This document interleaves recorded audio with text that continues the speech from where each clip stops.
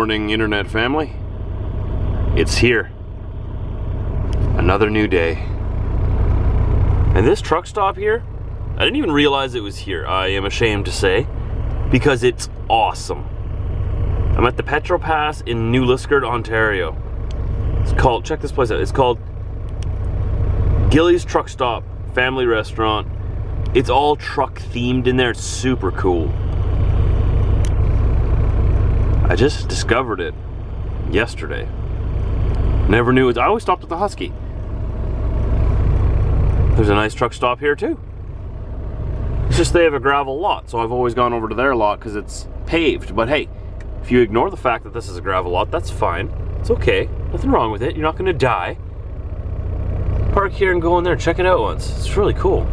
So yes, morning has arrived and it's going to be a busy day today. We have 5 drops to do today. 5 in Quebec, where we can't even speak the language. So hopefully we don't have any communication problems. Normally we don't, because pretty much everybody in Quebec, almost everybody, speaks a little bit of English anyway. So it helps me brush up on my French skills. I can understand more than I can speak. My tongue gets twisted when I try to talk it. So they usually talk to me in French, and I talk to them in English, and we figure it out. We got 5 of those to do, and then we got to drive 7.5 hours. Might even turn into 8 hours, depending on traffic. Probably more than that. All the way to Mississauga. We got to be there for 8 a.m. tomorrow morning to load up a nice heavy load, taking us back to Regina, Saskatchewan. And according to Facebook, and Facebook never lies, there's no fake news on Facebook. Apparently it's snowing in Regina. They got a lot of snow and there's trucks in the ditch all over the place. Of course there is. All right. Waiting here and procrastinating is not going to make the snow melt. We're going to run into it sooner or later. It's that time of year. It's just a little early, in my opinion, for it. I was hoping for a little warmer weather. Everyone keeps telling me that warmer weather is on the way. Watch out, the climate is changing. It's going to be warmer weather. No, it's still cold. Still cold. Well, it was a beautiful sunny morning.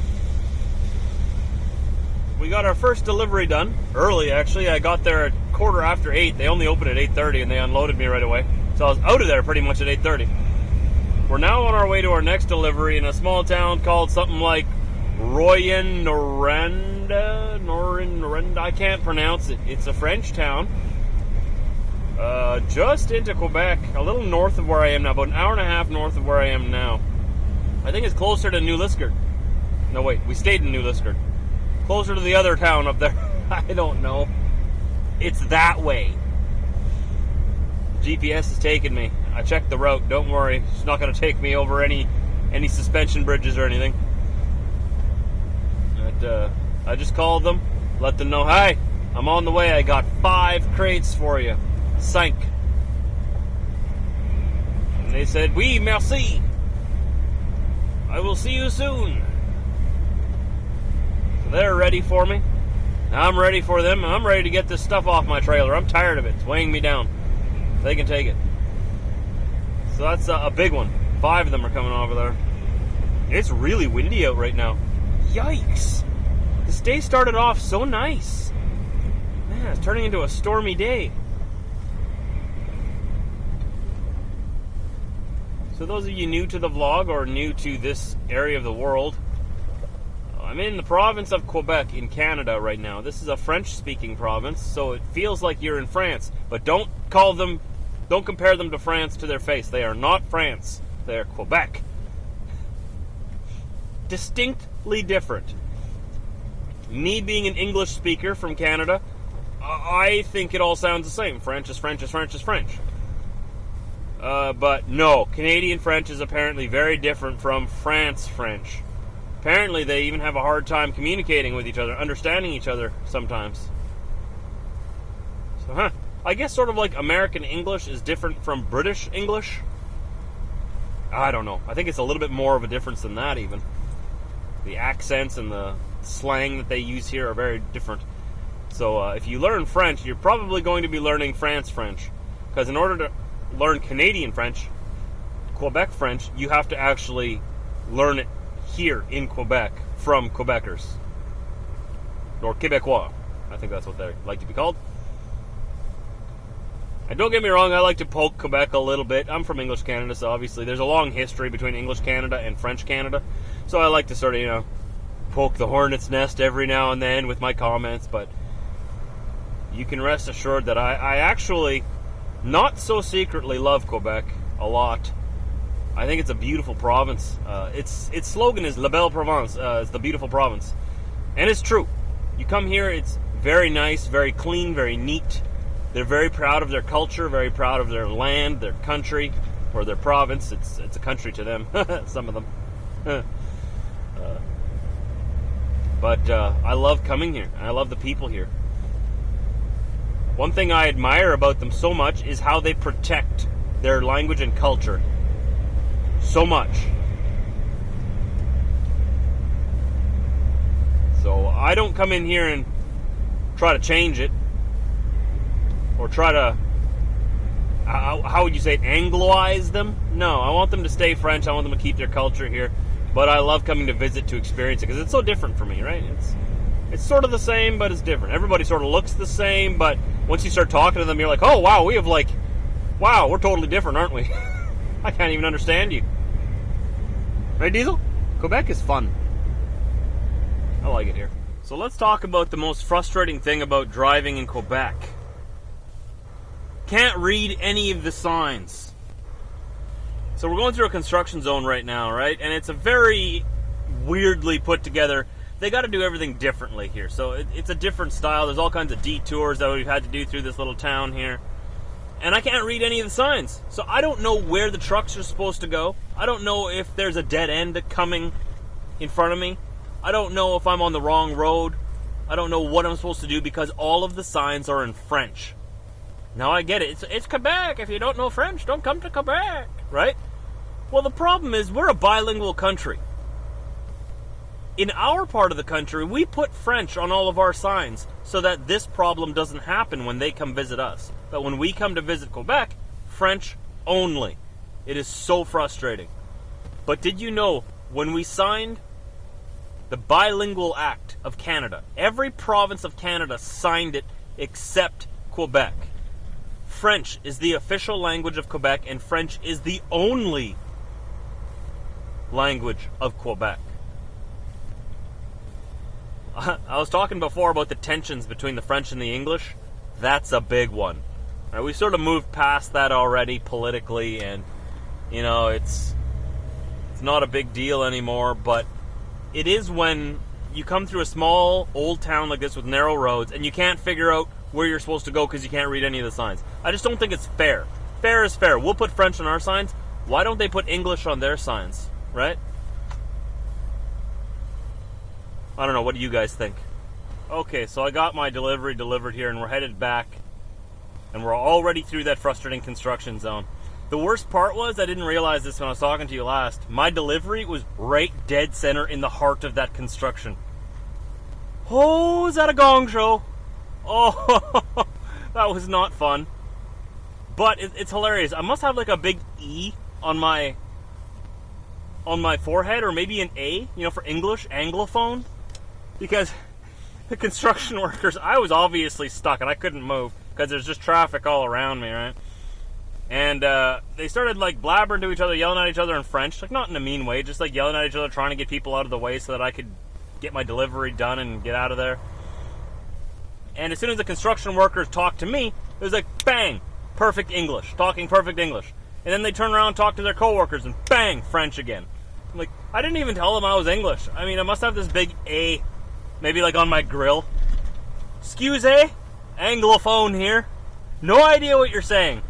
Thanks for speaking my language. I have no idea what's going on. Transit, that means truck route. Transit, I know that.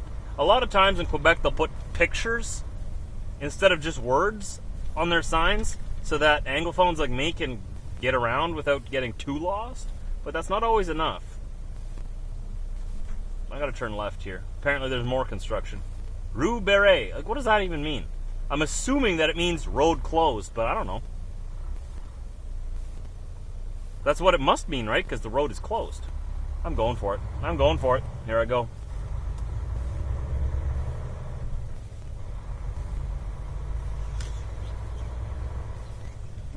right, here we go. So yeah, it is frustrating, like I said before, and don't take that as anger towards the French people, because like I said before, I want them to keep their culture here, I want them to keep their language. It's just sometimes I wish, like, you know, we have sort of accommodated them and said, you know what, we're cool with you, we like you, we're going to put French on our signs so that you guys can understand what's going on when you come visit us. The only thing I ask in return is, could you please put English on your signs too? You know, so that we'll both sort of do the same thing. It doesn't have to be the same size of letters. I get it. You want the French to be bigger and dominant. It would just be nice if there was English on there somewhere. I'm just saying, that's just me. I know I can sort of get around without it, but... Drive 3.4 kilometers. Then turn I mean, left on Boulevard Renault. I was raised in a bilingual country. English and French, right? So I can understand more French than I can speak. I can sort of understand it. I get what they mean. I remember the words from high school French class. Like, I can get by. But what about all the Americans who come up here? Like, driving truck and stuff. These guys are coming up here just like me, driving big transport trucks. And they have no idea what's going on. They can't read French. They don't know French. They've never taken French in school. That's completely foreign to them. And there's quite a few of them that come up, but... this is just my thoughts, my opinions on the matter. Like, obviously, I'm only one person out of about 35 million people. My opinions don't speak for all Canadians. Clearly, I mean, look at what our federal government is right now. Clearly, my opinions don't speak for the majority of Canadians right now. But who knows? Maybe I can convince more of my fellow citizens to jump on our bandwagon next year in the next election. But keep that in mind. When I speak of Canada, I know a lot of you watch from all over the world, and that is awesome, right? And I want to share Canada with you through my perspective and through my eyes. But just remember, that's all it is. It's through my eyes. It's from my perspective. I have my biases. I will show you Canada as I see it. That doesn't mean that that's exactly how it is to everyone else here. That makes sense? That makes sense? So... there's often comments in my comment section like, speak for yourself, that's not what Canada's like. Well, it's a big country, you know, second largest landmass in the world. Second only to Russia. Like, we have a lot of land, a lot of people here, a lot of different dialects of English and French. We have a lot of new immigrants who've come here in the last couple of decades that don't speak English or French. So there's it's diverse, as they would say. Right? I can only share my opinions from my perspective. 1 out of 35 million. I like to think my opinions are more popular.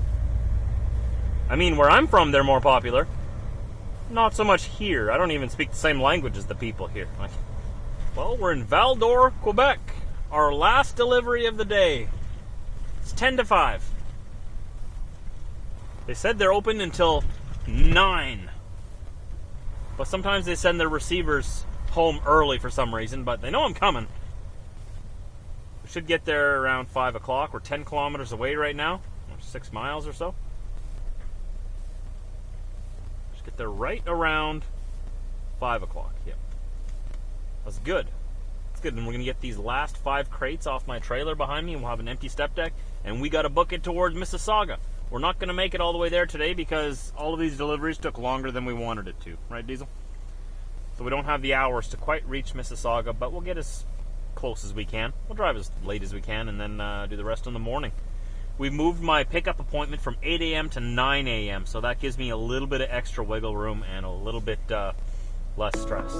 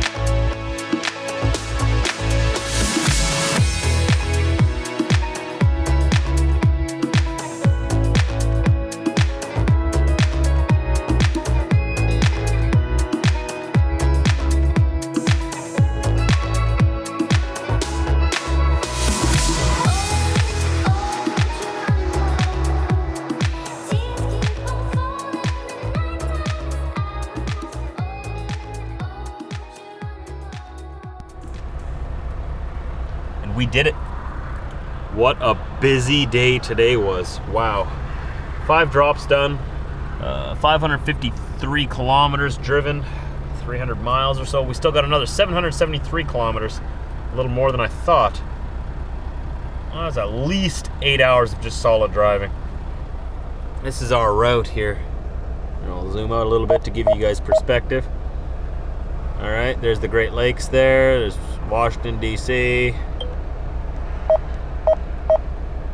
So we're going to go down into Ontario, down to Mississauga, down there. Should be fun. We only got about 5 hours left to drive legally, so we're not going to get all the way there, but we're going to get as far as we can. We'll do the rest in the morning, early morning. I got to be there by 9 a.m. At least we did that, and we made the appointment an hour later now, because honestly, I don't even know if I can legally make it there for 9 a.m., but at least that's a little better than 8 a.m. So if I am a little late, I'm not as late. We'll see what the law allows me to do.